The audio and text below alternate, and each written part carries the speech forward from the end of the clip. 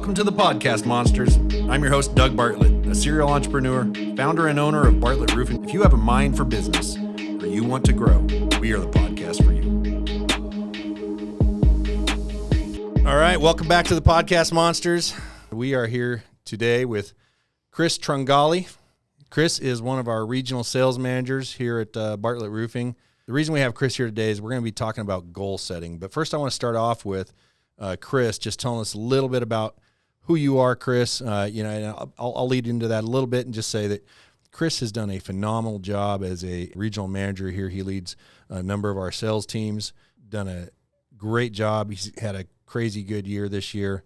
What's the gross volume that your region has sold this year so far? Our revenue, last I heard, we're sitting at about 16 to 17 million in revenue this year. Nice job. Coming up strong on that the company's record from last year.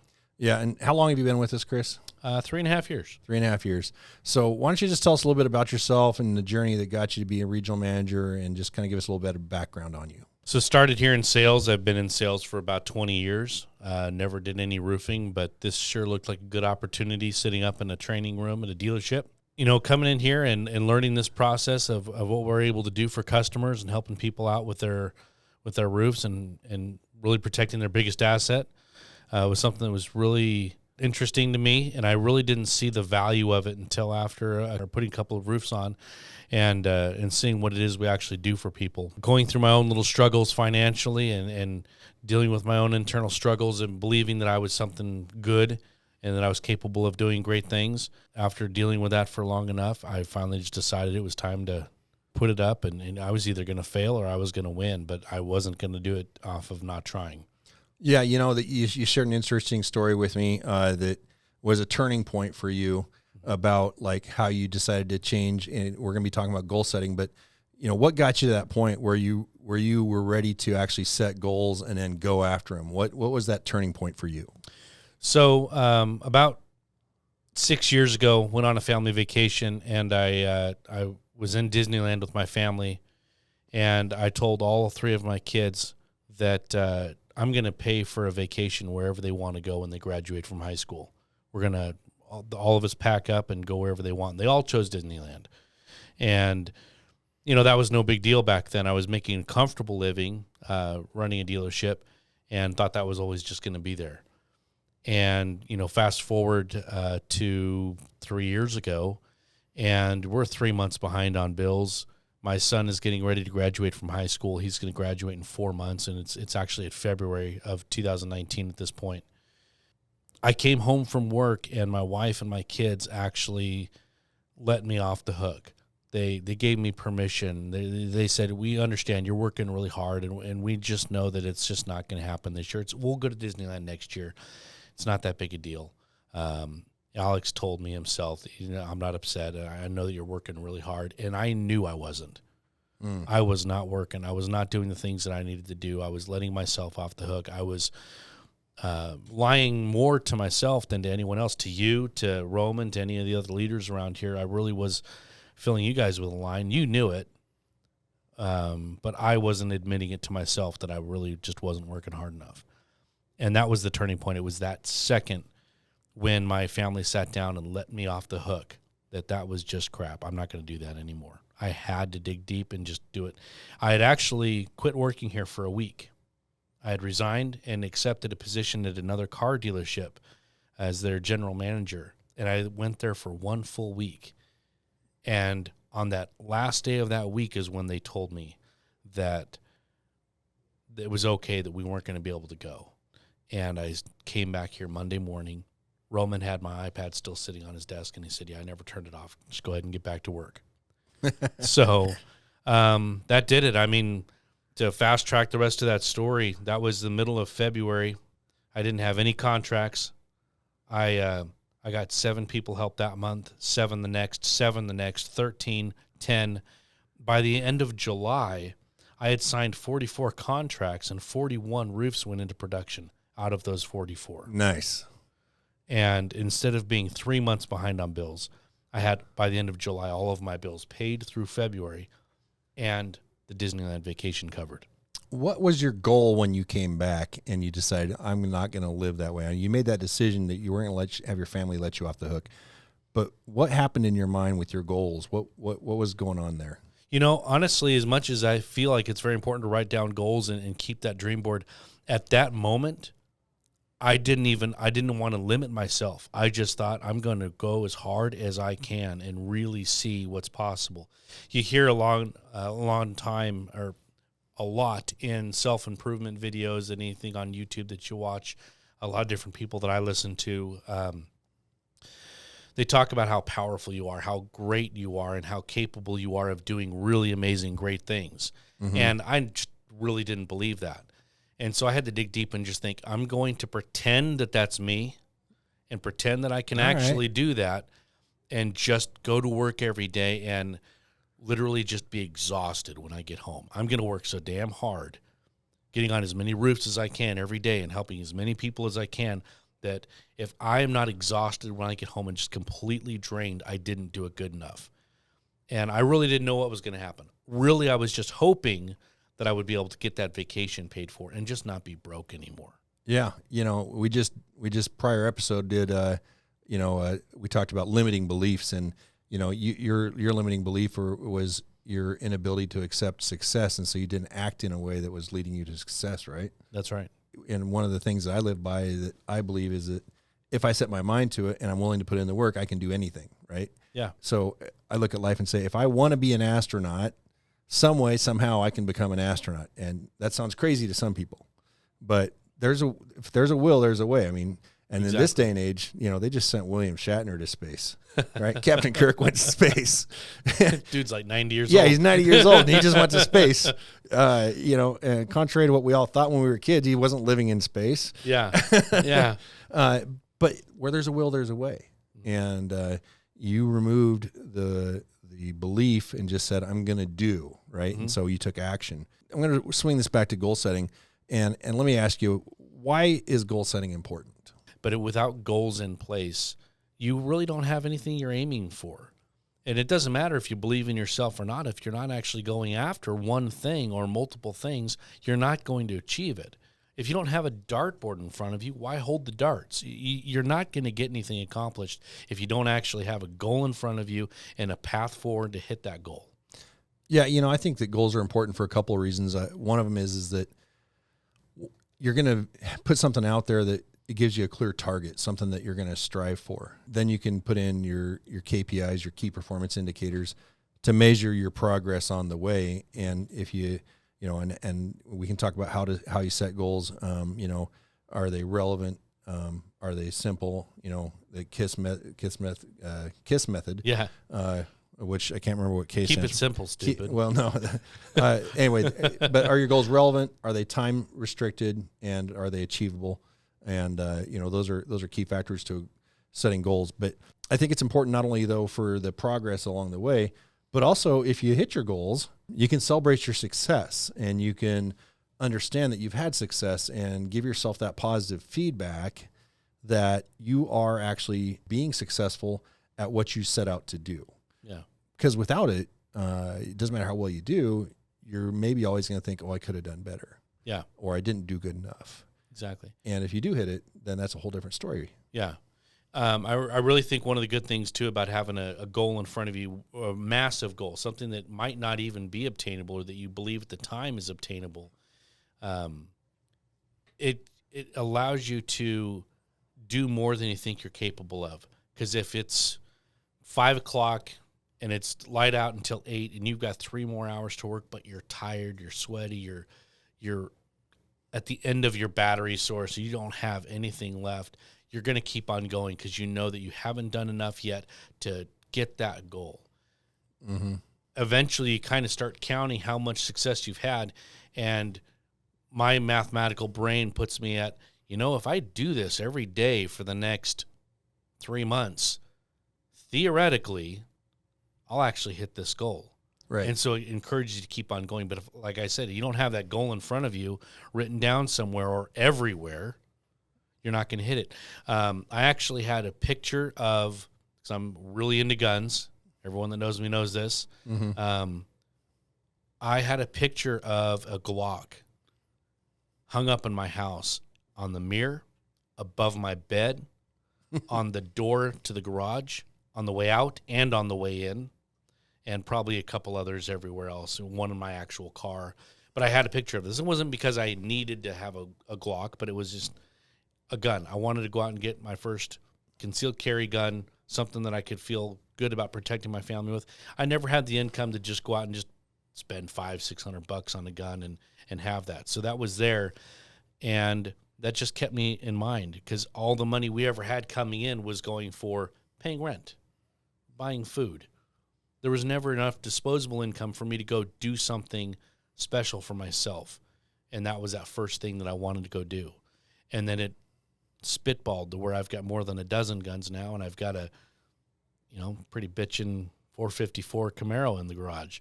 Yeah. And it allows you to do some really cool things when you put those goals down. And I've got to rebuild my dream board. We talked about that. I peeled off. I had that dream board filled up of all those pictures of things that I really wanted to have in my life, and I peeled them off one by one as I hit them. And it got to the point where my dream board was empty. I had one picture of a gun on there. I was like, done, got to restart. Yeah, that's good. I want to rewind to something that you said that, just kind of a segue off this goal setting bit, is that we're more capable and we have more in us to do than what we believe we can if we just go out and do it.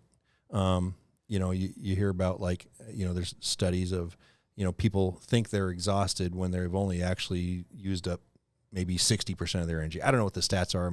I just made that up. But if you're forced to do it, that you're actually capable of achieving a lot more than you thought you were. Yeah. And just getting out there and putting in the action, it changes things. If your life was at stake, or actually better put, and you've used this analogy before, but I'm going to tweak it a little bit. If someone's life that was dear to you was at stake and you had to do double what you've done in your most exhaustive day, you'll do it. Right. You'll do it. If I've done 5 roof inspections in a day and I'm just exhausted, and really those 5 roof inspections only equated to about 4.5 hours of actual work on the roof. Right. How many hours in the day do I have? Could I do 10? Yes, I could do 10. Your limitations are only what you think they are. Yeah. I think it's, important because it gives you measurables. You can reward yourself. Also, it's something that you can celebrate. What's the difference between a goal and a dream? A dream is something that you hope to obtain at some point in the distant future, to me. A goal is something, a lot of goals that I've been setting as of late in the last 2 years or so are goals that I either set for a quarter or I set for a year. And you've seen this in the last 2 years especially. I set a large goal and I hit that goal. Mm-hmm. So that goal, I knew I was going to hit it. Last year, as a sales manager, that goal was 500 jobs into production on my team. Mm-hmm. We hit exactly 500 right. jobs into production on my team. And the goal this year was to beat the company's revenue from last year just in my region this year. We are as close to hitting that as we were this time last year to hitting the 500 into production. Yeah. And so that's what almost there. Yeah, that's what a goal is. A goal is something that you can hit in a short time frame. I think about a year is about the longest, really. That I think you can have some goals that are longer than that. I mean, if someone's 150 pounds overweight and they say, my goal is to be completely fit, I want to look like Ryan Reynolds. It's like, okay, well, maybe that's not so much a dream, it is a goal, but that's a pretty big, vast, long goal to try to do something in 3 months, 6 months, or even a year to hit that. Yep. Like that's a dream, and you break that into segments, which are goals. And so for me, the difference between a goal and a dream is writing it down and making a plan. If I don't have it written down, if I haven't made a plan for how I'm going to achieve it, it's just a dream. It's just something I'm talking about. That's a different way to look at it, and that's actually probably the most measurable way to look at it. You are just dreaming about it if you don't actually have it in front of you. Yeah, if you don't have a plan to achieve it, then it's just a dream. There isn't any reality to it. But if you take the time to think it through enough to say, hey, how am I going to do this? then it becomes a real goal. That's when it becomes something that's tangible, it's measurable, it's achievable. You know the steps you need to take. You know the action you need to take every day to make it happen. That's one thing I've admired about you, actually, Chris, is I've seen you set these goals for what you're going to do for a year, and you have a single-minded determination to hit those goals. What do you attribute that determination to? Being the underdog all my life. Okay. I have a twin sister. I was always the one that was the underachiever. Straight A student for her, scraping by C's and D's. I passed. I never got held back, and I graduated, but I did just enough. And I always never had any more expectations than doing just that. Okay. Yeah, I think that's, often the case is that, we look at life and just say, I don't know if I'm capable of it. And then there is a point where you say, I'm going to hit my goals. I'm going to make my dreams become a reality. And I'm going to go out there and take the action to make it happen. I want to break it down a little bit about setting goals. I have a way of personally setting goals, and how I coach people to set goals is start off with the long-term vision and write it down. What is that long-term vision? It might be a 10-year goal or a 5-year goal. Maybe sometimes it's just a 1-year goal. I usually try to look at it and say, what's your 5-year goal? And then break that down to, well, what needs to happen in the next 12 months in order for me to hit that 5-year goal? And you write that down of what's going to happen in the next 12 months. And then you break that down, well, what needs to happen in 6 months in order for me to hit that 1-year goal? And you knock that back down to, once you're down to 6 months, what's the monthly target in order to hit my 6-month goal? And so you've got 6 months worth of very clear goals written down. You take that and you reverse engineer that down to weeks, and you reverse engineer that down to what needs to happen every single day between now and 6 months from now for me to hit that goal. Because if you can hit that one, then you're going to hit the 1-year goal, and you're going to hit the 5-year goal. Yeah, exactly. And so that engineering of understanding the daily activity, what needs to happen each and every day, is the key to achieving those long-term results. Because we all underestimate what we can do in a year. We overestimate usually what we can do in a day. Like, everybody's got a still to-do list at the end of the day that didn't quite get done. But if you're hitting that, that weekly goal 80-90% of the time, you're going to hit that 6-month goal, and you're going to hit that 1-year goal. Exactly. And you're going to hit that 5-year goal. There's a couple things I use. I do believe in dream boards. I need to redo mine right now. Like you, I had a dream board, that had a number of things up on it. It showed a fleet of trucks for the business, and that we've exceeded that significantly. Yeah, we've got more trucks than we're on that picture. For sure. I had, travel on there, good personal relationships. I'm an artist as well. So, some getting back into more art that I hadn't done in years, and fitness. And to one extent or another, all those have happened. Still working on the fitness one. Every other goal has been completely hit. And I lost 90 pounds this year. And so, I've made good progress toward that. Still a ways to go for me to be happy with it. But I need to redo a dream board. But I think it's super important. And that dream board, as you can tell, where was that dream board at when you started? And what did you see? I had just gotten an office at the time that I built that dream board, so it was on my wall behind me. Yeah. It was something that I looked at every day when I was coming in, and throughout the day, as I was just kind of off in thought, it's something that was right in front of me that I was looking at. Yeah, and that's where mine was, is right next to me on my desk. So my monitor's right here, and right here on the wall, there's my dream board. Yeah. And so I have to look at it every single day. And then I also put screensavers on my computer monitors of someplace I want to go, or like a yacht that I want to buy, or a car that I want to get. And so there's constant reminders of that. I also take a dry erase marker and I write down my goals. Usually my shorter term ones are written down on a dry erase marker on the mirror in my bathroom. Mm-hmm. So when I get up every morning and I do my thankfulness meditation, which isn't really much of a meditation, it's just 3 minutes of just thinking about the things I'm thankful for in my life to set my head in the right place to start the day. As soon as I hit the bathroom, there's my goals. This is what I need to do. This is what I need to achieve. There's some pretty basic broken down goals of the things I'm striving to do at this point in my life. So there's reminders all around me of what it is I'm trying to achieve. Yeah. And I think that that's a key, is to keep that reminder of why you're doing it and what you're doing. And so the why is the dream board, mm-hmm. and the what I'm doing for me is the bathroom mirror.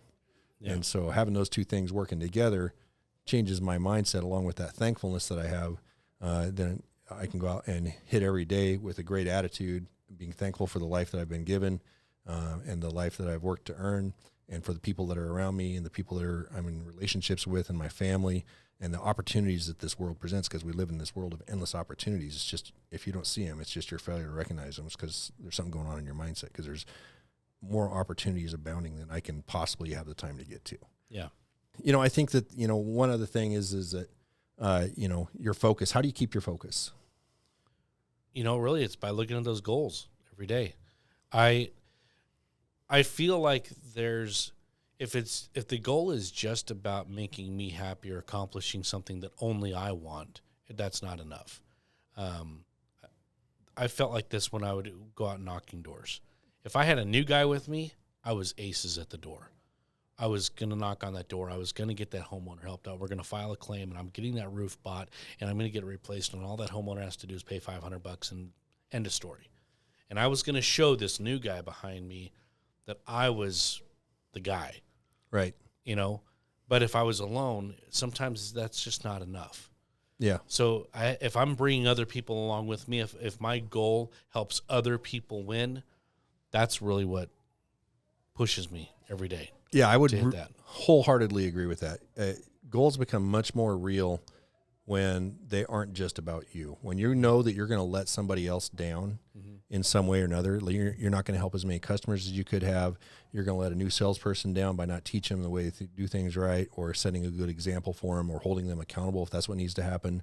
Or if you're going to let an employee down by not following through or not getting things done better the next time, and just, making those small improvements, then you're letting a lot of people down. So those goals become very important, is if you set them properly to include not just what's for me, but what's, who am I helping?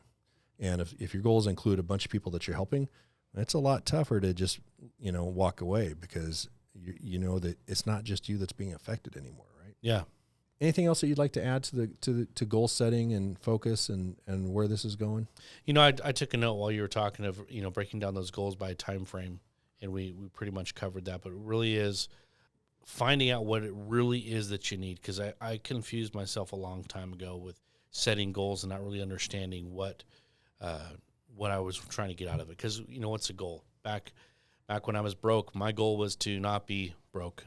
Mm-hmm. I didn't have any dream. I didn't have anything that was pushing me outside of that. And I feel like we get a lot of people in here sometimes that are broken, or whether it's here or anywhere else in life, any other person that may see this or listen to it, they've gone through hell and they're in a bad place, or they have been in a bad place. What's the saying? It's you're either heading towards a disaster, you're in a disaster, you're coming out of a disaster.